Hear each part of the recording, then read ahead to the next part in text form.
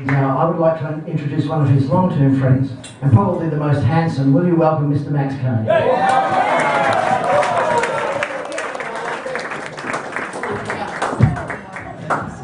Oh, that was so nice, James. This is just like the stage at the City Theatre. Amazing, amazing. Ladies and gentlemen, thank you so much. I just want to say what a thrill and a pleasure it is for you to see me here this afternoon. When I spoke to Peter this week to accept it, and said I was coming, he said they were going to do a roast for him. And I thought, well, I'll get it. I've never done a roast before. Truthfully, you don't know what to do. I've never actually done a roast for an 80-year-old. I mean, normally they're dead by that time. But I've done many eulogies. And the wonderful thing about eulogy is, of course, they can't hear what you're saying. A roast is a different thing. They're hearing every word that you say. Now, not being a naturally nasty person, I didn't know any. I don't generally insult people. So I had to consult my very close friend Google, and I went on to some of the things to find, and surprisingly not many roasts for 80-year-olds. But I've come up with one or two, and I hope you'll forgive me if I indulge myself and read this, because my memory's not as good as it used to be. At 80, there's only a fine line between a roast and a cremation. And at 80, Peter thinks my wife's jailbait. You're right. Now, Peter has had many accomplishments. My favourite amongst these was when he retired. My least favourite was when he made a comeback. I would also like to tell you that gravity has a drastic effect on people as they age. Peter doesn't use underwear anymore. He tucks his testicles into his socks. See, he's checking now. And Peter, now that you've turned 80 and you're probably thinking about what tattoo to get, you might want to consider your name and address. You never know. You're not elderly, you're chronologically gifted. That's what you are. And the only reason Peter took up exercising is so that he could hear heavy breathing once again. It's a long time, isn't it, Peter? Why is it, do you think, that retirees smile all the time?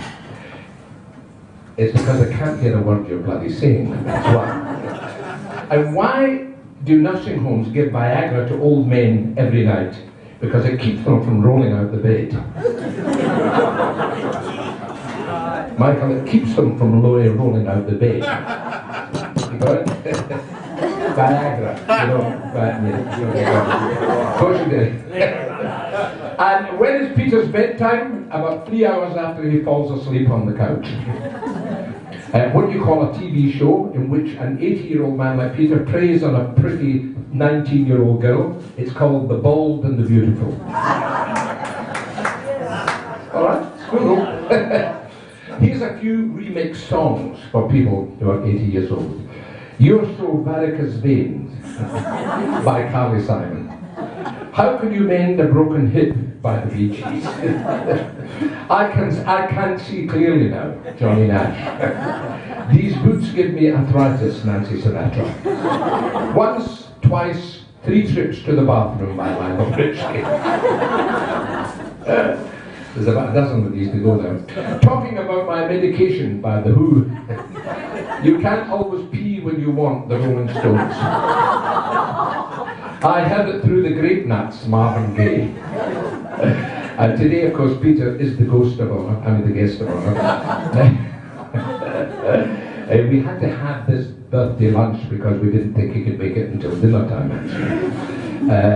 Peter at 80, getting lucky means you found your car in the parking lot.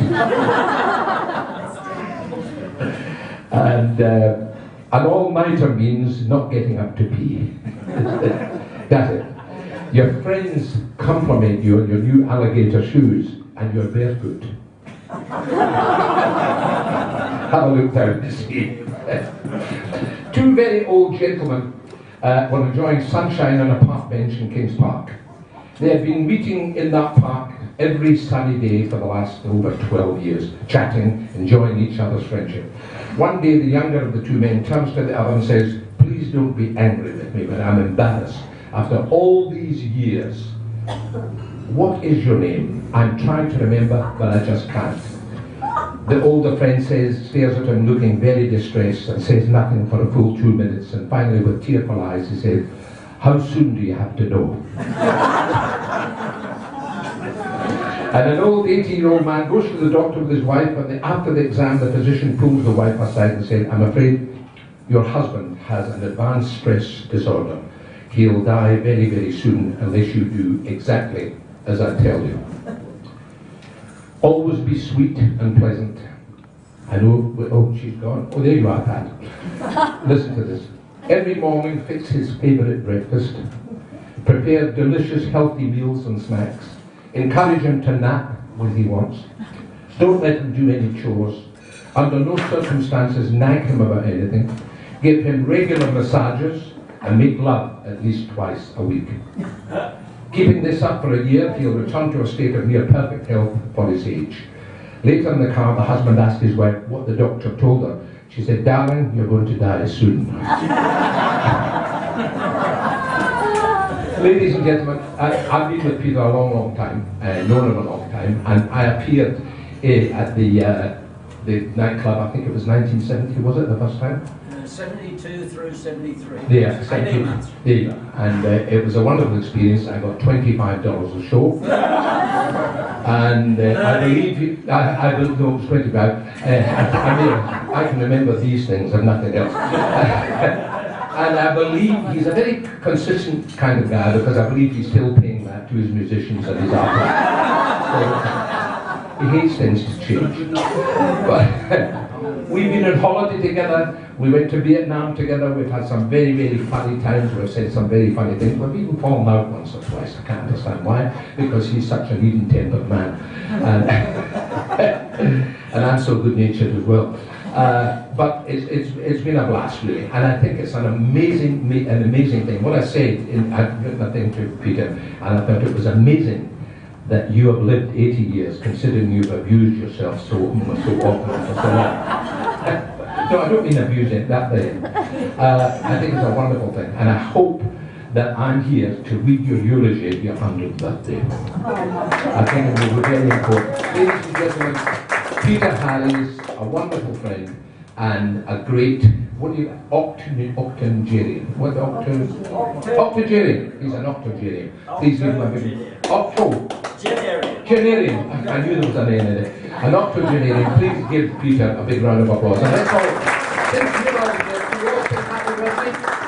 Happy birthday to you. Happy birthday to you. Happy birthday, dear Peter.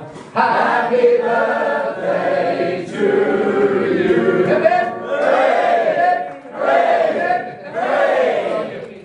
Anybody want to sing for he's a good jolly fellow? A good jolly good fellow.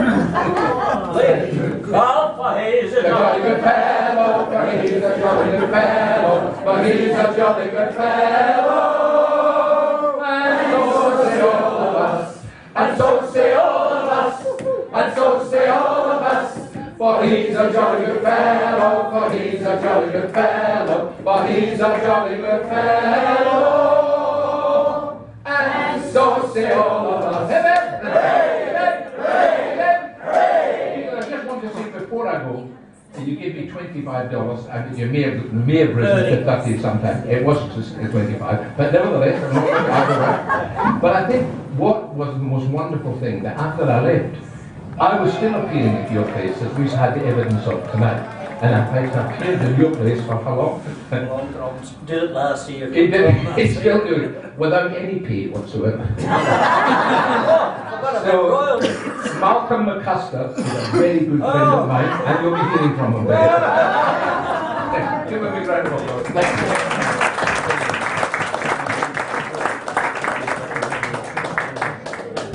Thanks, Kay.